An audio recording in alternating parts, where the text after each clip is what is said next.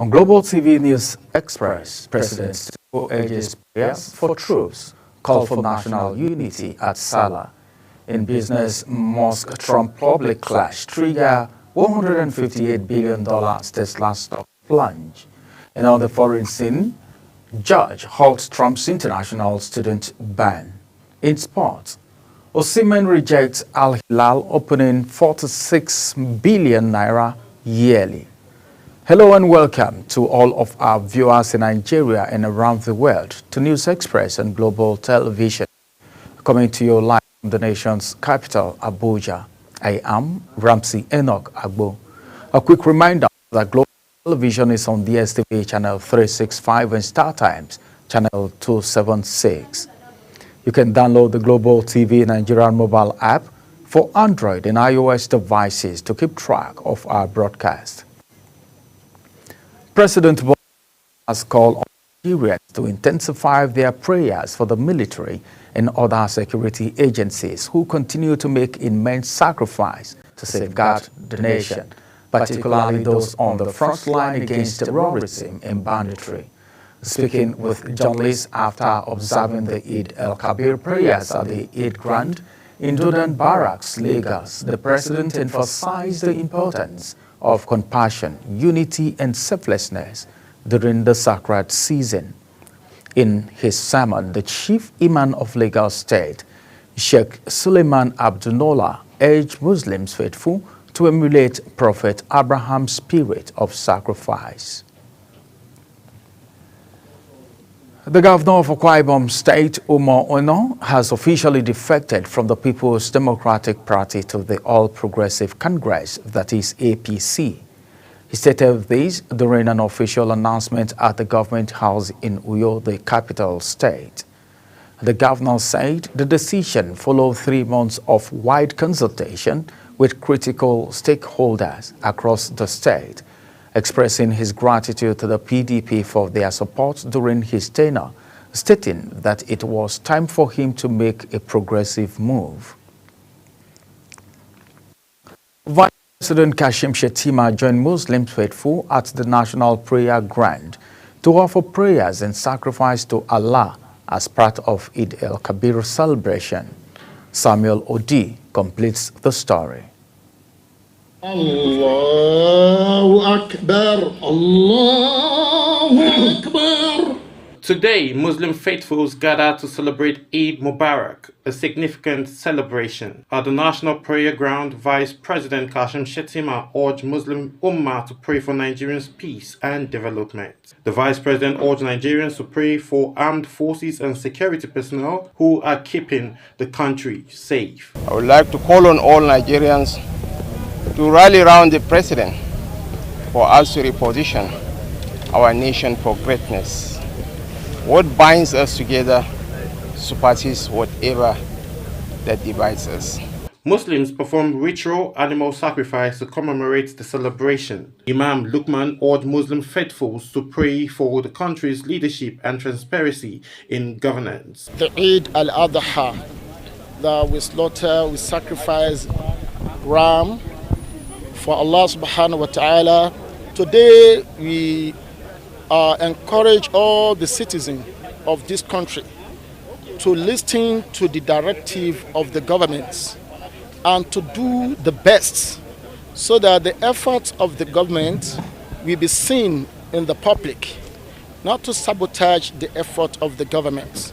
To mark Eid Mubarak, Muslim faithfuls in Nigeria gathered in their numbers at the National Prayer Ground to mark and say prayers to Almighty Allah for making it possible for them to witness another year's Eid Mubarak.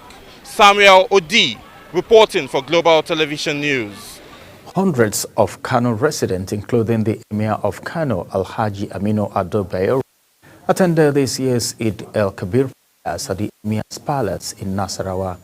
Global TV correspondent Idris Jibrin reported that he even was conducted in a rancor-free atmosphere amid special prayers for Nigeria's peaceful existence. His report. It's a special day for all Muslim faithfuls across the world, often observed with 2 rak'at prayers to fulfill one of the most important pillars of Islam, In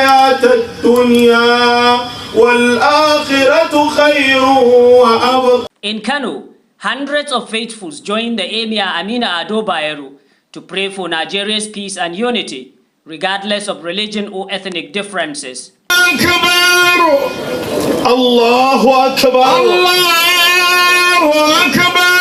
The message here today is peace and unity, as well as thanksgiving to Allah for witnessing this important day in Islam. We thank Allah for sparing our lives to yet witness another with the Emir of Kano, Amina Ado Bayero, and the people of Kano. We thank Allah for giving us good health to continue to pray for the nation, to continue to pray for the security of the nation, for the economic growth of the nation. While praying for Allah's continued protection and guidance, one of the Emir's senior councillor, Aminu Babba, called on Muslims to continue to show love to one another and embrace peaceful coexistence. Alhamdulillah, I thank Almighty Allah for witnessing this day. You can see the number of people that came out here today to join the Emir in praying for this Eid al-Kabir.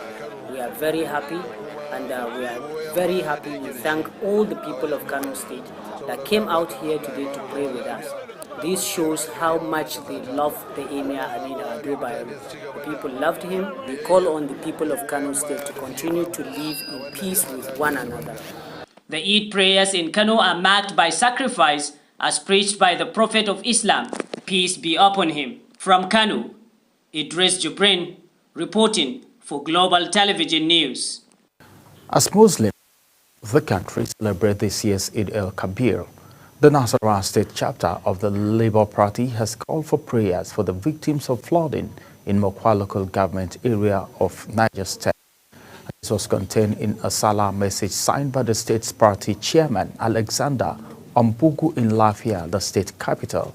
He noted that based on available information, the devastating flood, which started last Wednesday, not only led to the death of 160 persons, but also resulted in the destruction of more than 100 houses. Zamfara state government has urged residents to continue praying for an end to banditry in the state in a statewide broadcast to mark the Eid al-Kabir celebration. The acting governor, Mani Mumuni, commended the people for their steadfast prayers and support for Governor Daud Lawal's administration. He also called on them not to relent.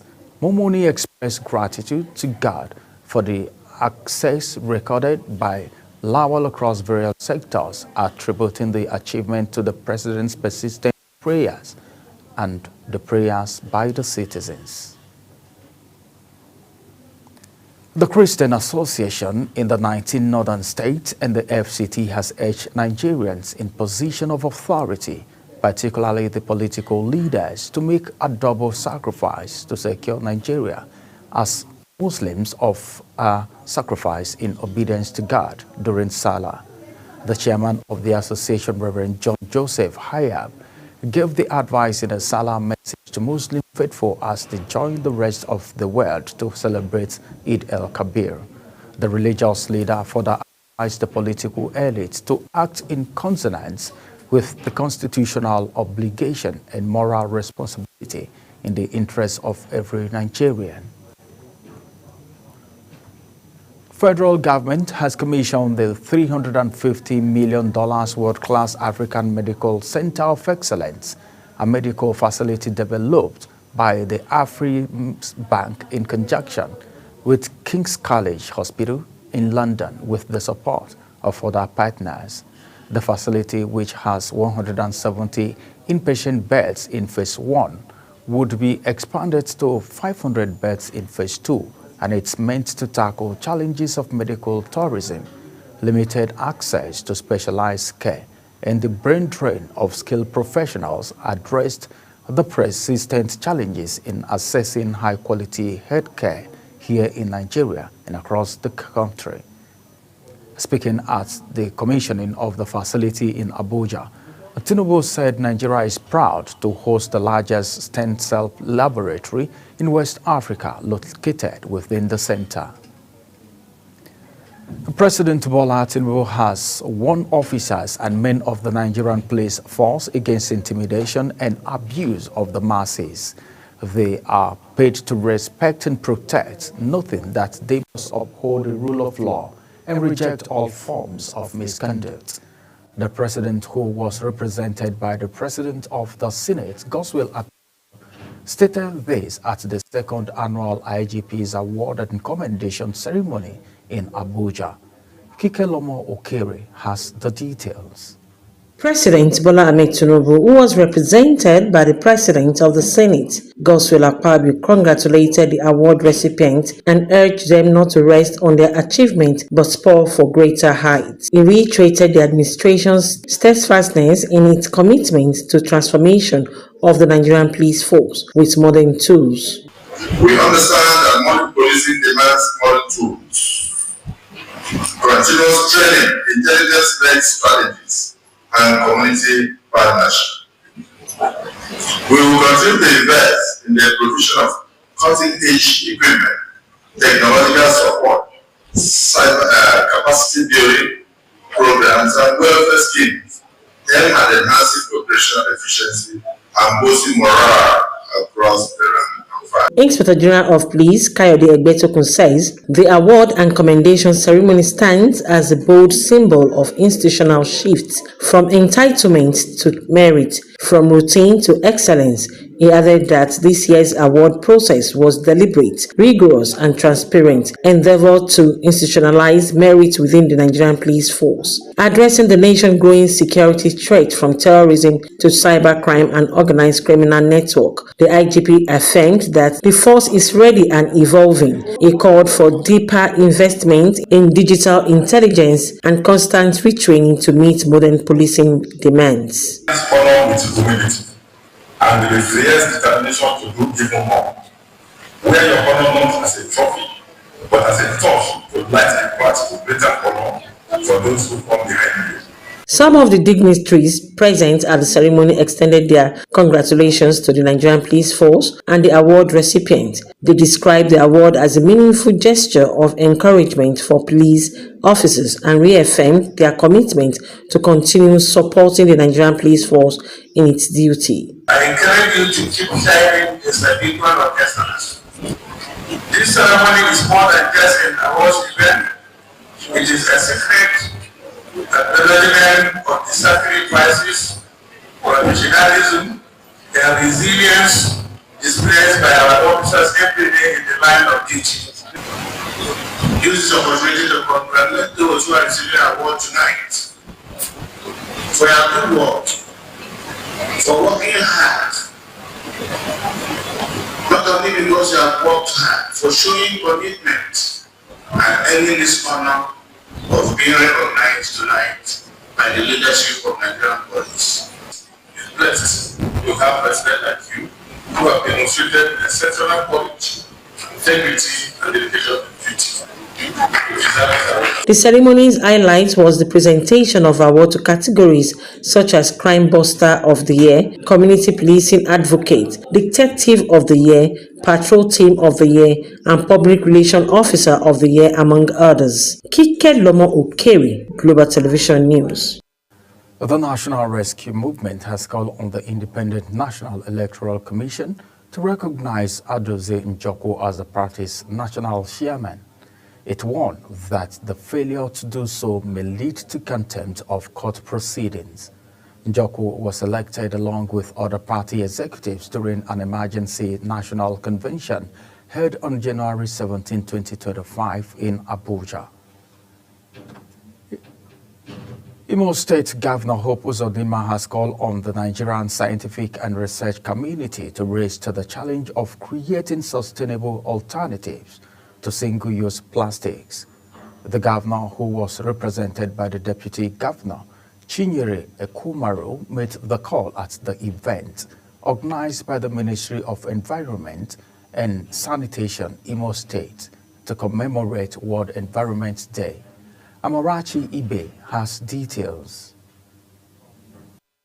World Environment Day, celebrated annually on June 5th, is the United Nations leading global platform for environmental outreach.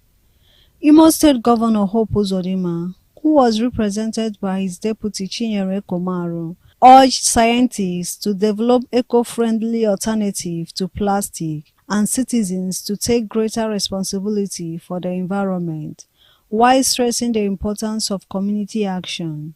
He encouraged residents of Imo State to make conscious choices and support the government's environmental efforts. I want to charge our scientists and researchers to aggressively embark on continuous research for the development on new technologies and materials to reduce plastic pollution in our society. Speaking at the event, the Commissioner for Environment and Sanitation, Dr. Ejikeme Menike, emphasized the state's commitment in tackling plastic pollution through enforcement, education, and public engagement. As a ministry, we are not standing complacent, but in alignment with national and international environmental goals. We're already taking our bold steps.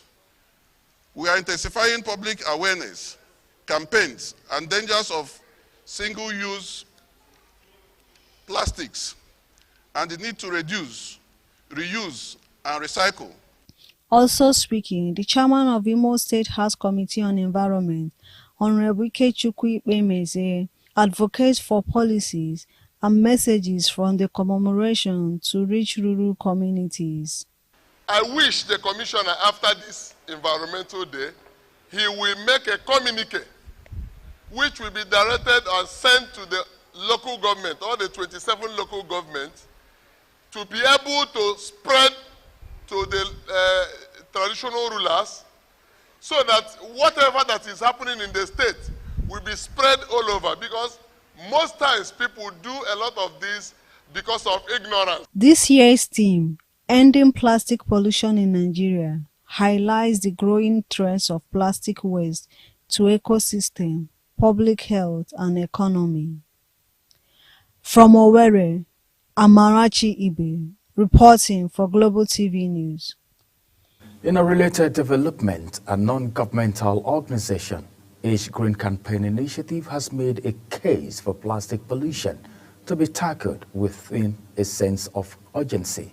Speaking during an awareness work as part of activities to mark this year's World Environmental Day, Executive Director of Age Green Campaign Initiative, Simon Odo, says the major significance of the day is to heighten awareness on plastic pollution, which he noted has become a phenomenon that continues to pose an environmental menace and health challenges for people all over the world.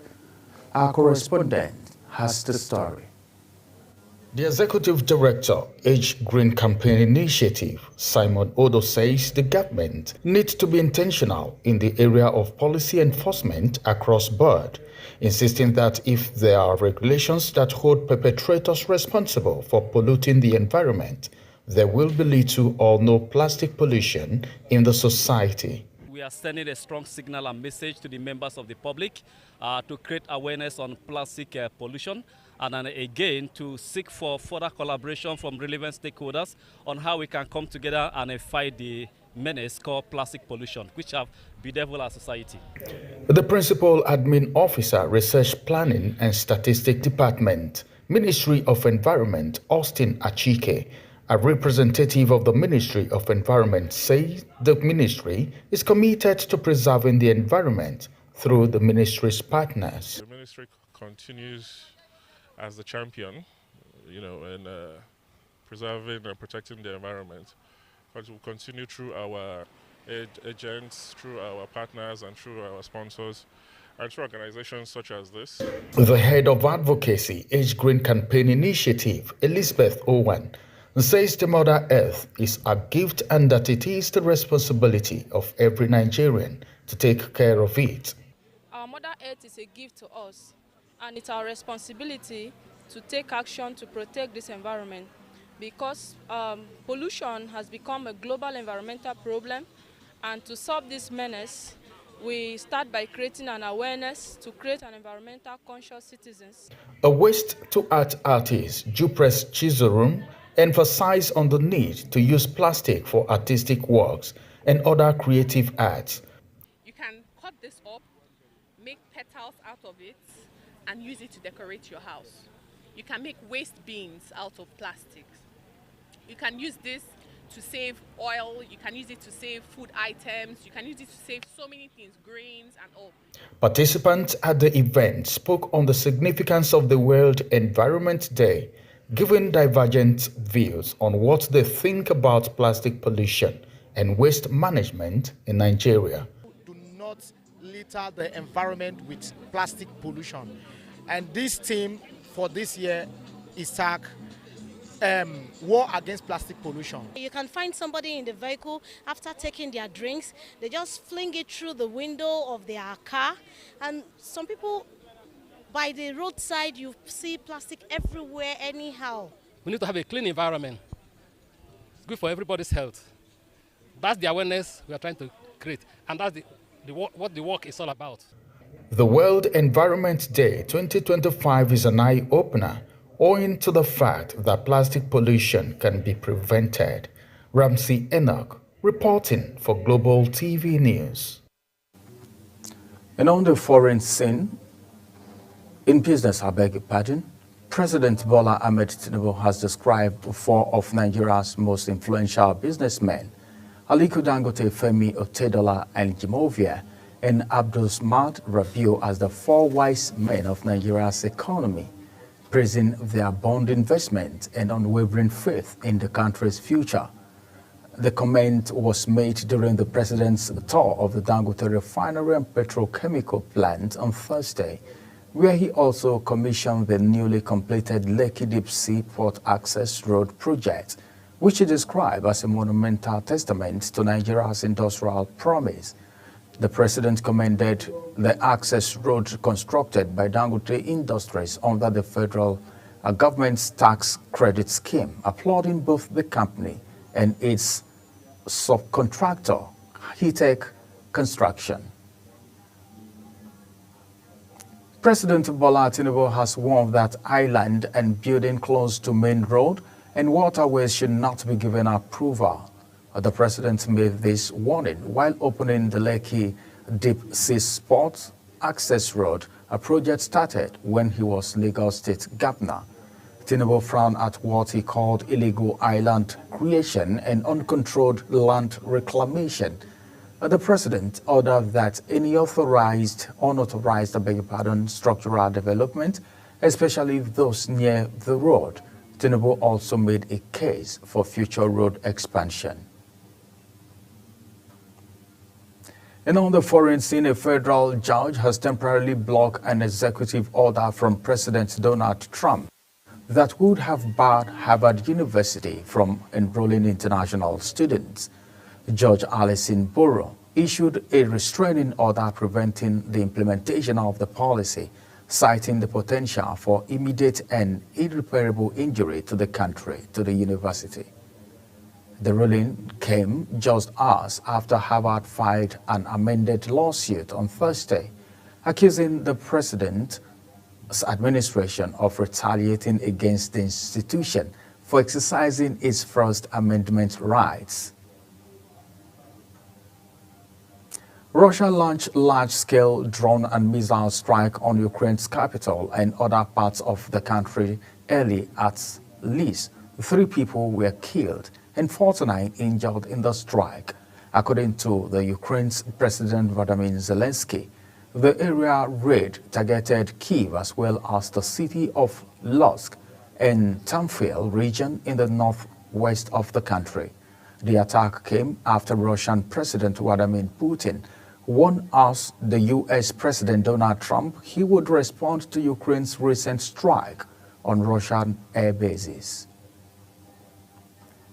And now from the water sport, Ogun State Governor Dapo Abiodun has reaffirmed his administration's commitment to positioning the state as a hub for local and international sporting events, following the successful hosting of an international friendly match between Nigeria in Cameroon at the MKO Abiola Stadium Arena in Abeokuta. Speaking during the event, journalists after the Super Falcons defeated the Lionesses of Cameroon 2-0, Abiodun disclosed that more events were lined up for the arena, which includes the Under-18 and Under-20 African Athletic Championship and the WAFU Regional Competition.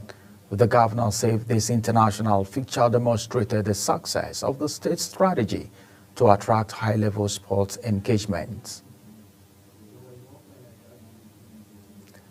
As we end the Global TV News Express, let's take a look at our top stories.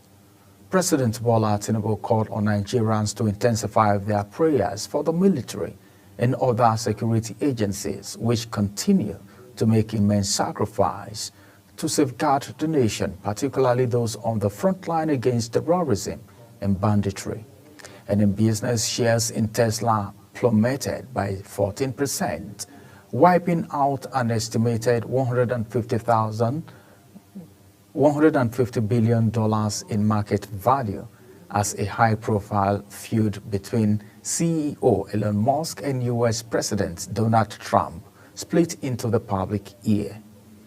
And on the foreign scene, a federal judge has temporarily blocked an executive order from President Donald Trump that would have barred Harvard University from enrolling international students.